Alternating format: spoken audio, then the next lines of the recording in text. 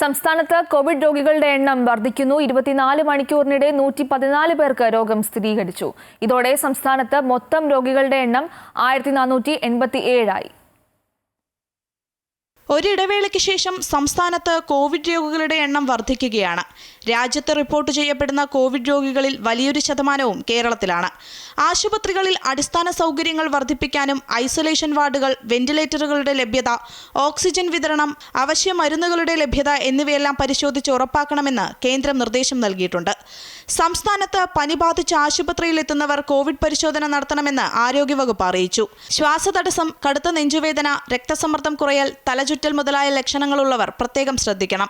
പനിക്ക് ചികിത്സ തേടുന്നവർ antigen test നടത്തണം. ഫലം നെഗറ്റീവ് ആണെങ്കിൽ RT-PCR പരിശോധന വേണമെന്നും ആരോഗ്യവകുപ്പ് നിർദ്ദേശം നൽകിയിട്ടുണ്ട്.